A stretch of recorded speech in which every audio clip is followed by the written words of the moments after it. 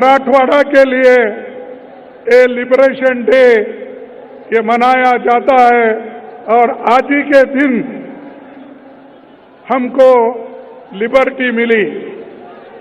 देश के इतिहास में हमको जो आजादी मिली है 15 अगस्त 1947 में मिली, लेकिन हैदराबाद एरिया में जो हम लोगों को आजादी मिली वो 17 सितंबर 1948 में मिली। 13 महीने के बाद हम आजाद हो गए और इस आजाद होने के बाद हम यहां पर कांग्रेस के ओर से बहुत से इंडस्ट्रीज, लोगों के लिए बहुत से हमने सहूलतें दी।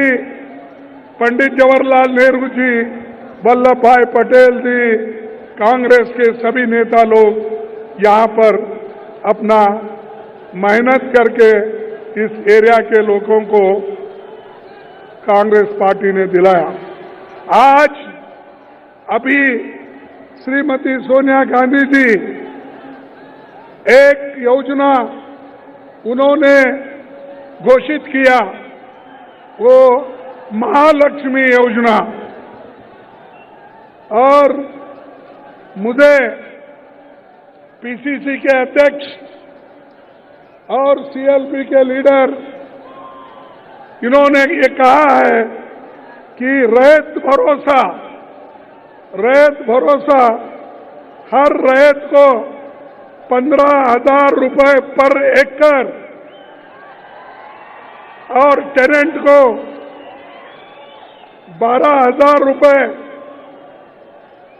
एग्रीकल्चर लेबर को भी 12,000 रुपए देने का भरोसा किया है। उसके अलावा बोनस रुपीस 500 पैडी के लिए प्रोवाइड किया जाएगा। हमारी सरकार आएगी तो ये जरूर हम आप लोगों को देंगे।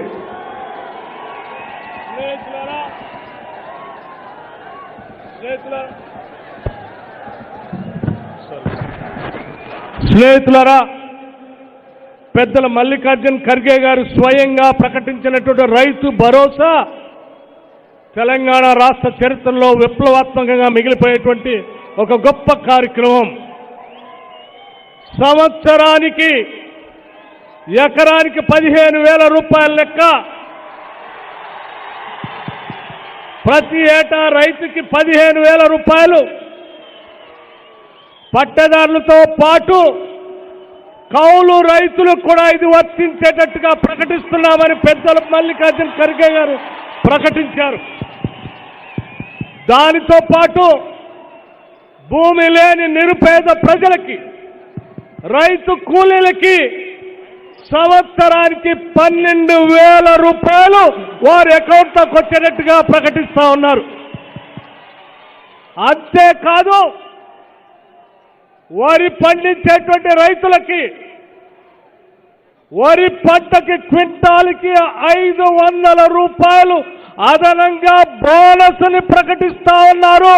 మినిమం సపోర్ట్ ప్రైస్ కాకుండా అదనంగా 500 రూపాయల క్వింటాల్కి ప్రకటిస్తా ఉన్నారు.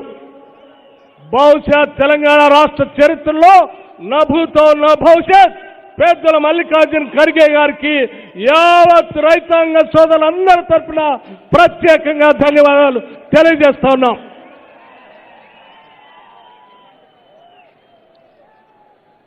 हम जो कहते हैं वो हम करके दिखाते हैं और हमने पहले भी किया है।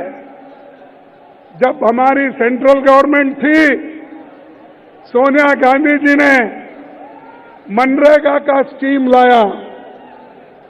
सोनिया गांधी जी ने फूड सिक्योरिटी कानून लाया और गरीबों के पेट भरने के लिए उन्होंने राइस फ्री करके बांटने का स्कीम किया। बच्चों को विद्या देने के लिए, शिक्षण के लिए उन्होंने कानून बनाया। ऐसे कई कानून हमने बनाया, जो गारंटी हमने दी वो हम इम्प्लीमेंट किए। और मुझे ये कहना है, यहाँ के जो केसीआर की गवर्नमेंट है, जो कहती है वो करती नहीं है। हम जो कहते हैं करके दिखाते हैं, लोगों को दिए हैं। और एक गारंटी आपको सोनिया गांधी ने दी थी। उन्होंने कहा था कि तेलंगाना लोगों को मैं आजाद करके सेपरेट तेलंगाना स्टेट बना के दूंगी। तो उन्होंने सेपरेट तेलंगाना स्टेट करके आपको दिया, और आज आप तेलंगाना स्टेट में हैं। लेकिन जो लोग कुछ किए नहीं, वही लोग बहुत बोल लेते हैं कि उन्होंने ही आजाद देश को आजादी दिलाई। मेहनत हमने किया। तेलंगाना को लिबरेट कांग्रेस ने करवाया। तेलंगाना सेपरेट स्टेट कांग्रेस ने किया। लेकिन ये लोग आज मैं किया, तू किया, इतना दुनिया का प्रचार कर ले रहे। भाइयों, मैं आप लोगों को ये बताना चाहूंगा कि इस देश में कांग्रेस पार्टी जो गरीबों के लिए और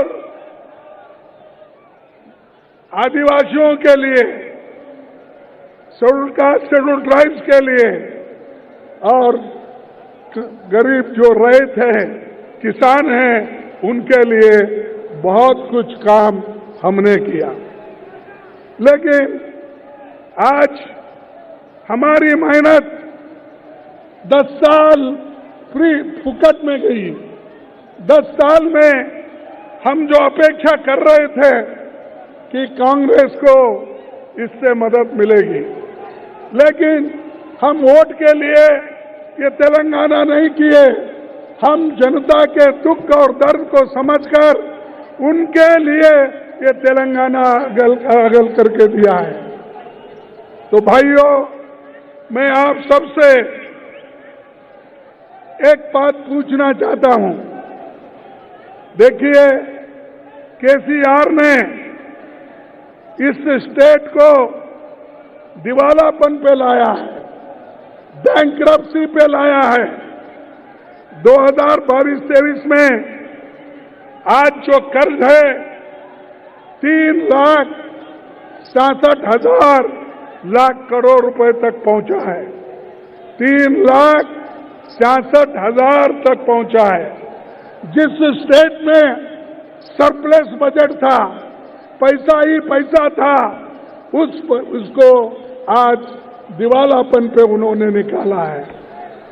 आप जो SC ST के लोगों को जमीन देना था, SC ST के लोगों को जो उनके पॉपुलेशन के तहत बजट देना था, वो भी ये सरकार आज नहीं दे रही है।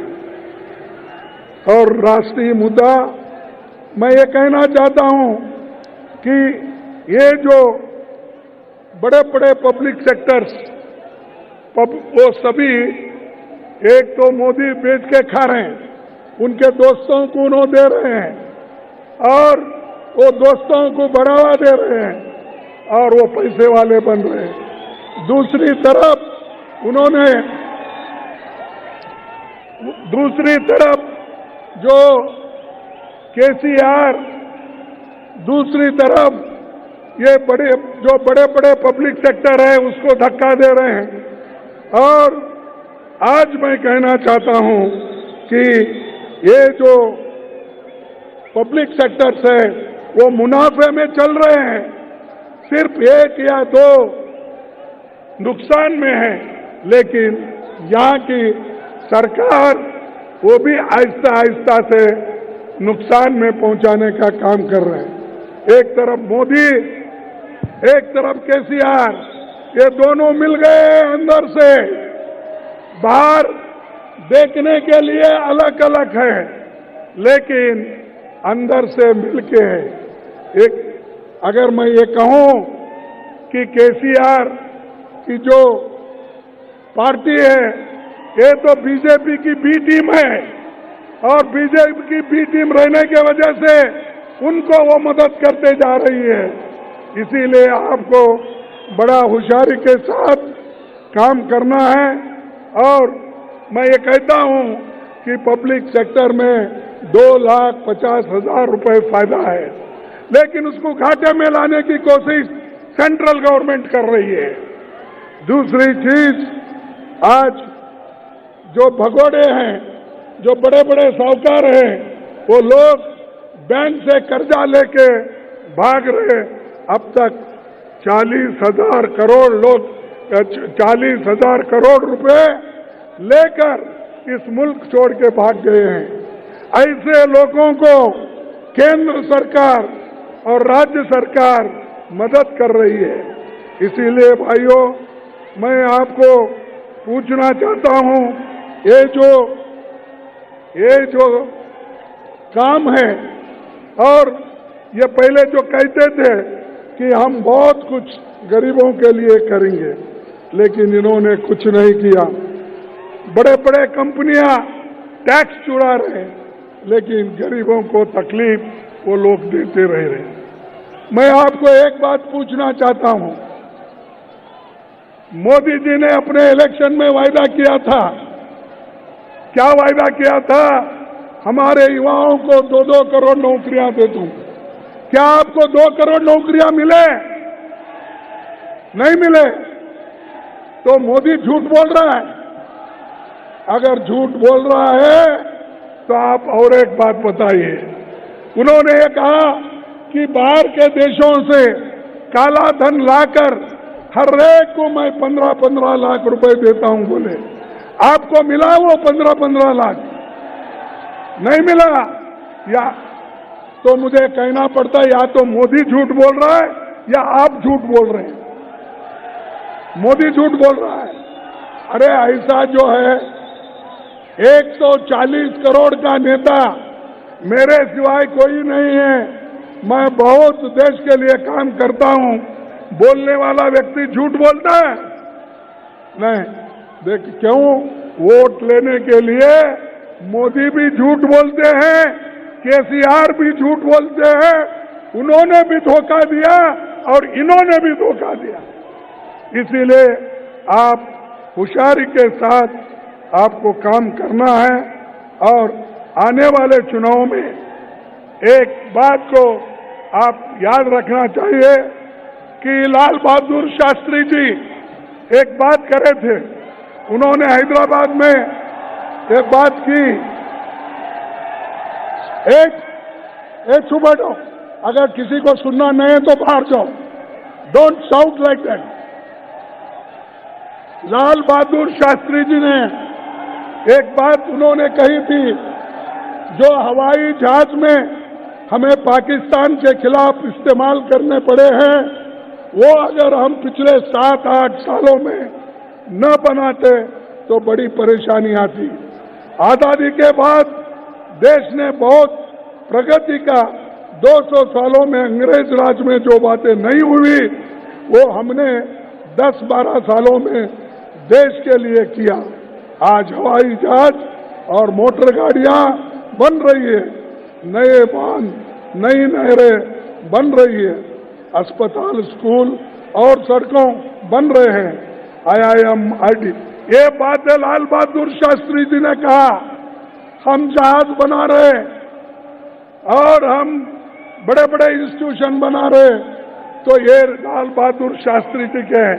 और ये मोदी जी कहते हैं आने के बाद ये कोई तुमने कुछ नहीं किया, 70 साल में कांग्रेस कुछ नहीं की, ये बातें बोलती है। इसीलिए आने वाले चुनाव में जो रेवंत रेड्डी आज अपना काम कर रहे हैं कांग्रेस पार्टी के ओर से, और हमारे सीएलपी के लीडर, वैसा ही हमारा कांग्रेस पार्टी के सभी नेतागण, चाहे वो छोटे हो, बड़े हो, एमएलए हो, एमपीज हो, सभी लोग काम कर रहे हैं। और आपको ये इलेक्शन में जीतना है। जीतने के लिए हर लोग कोशिश करना चाहिए। मैं समझता हूं आप लोग पूरे लोग कोशिश करेंगे। जो कोशिश करेंगे समझते हाथ उठाइए।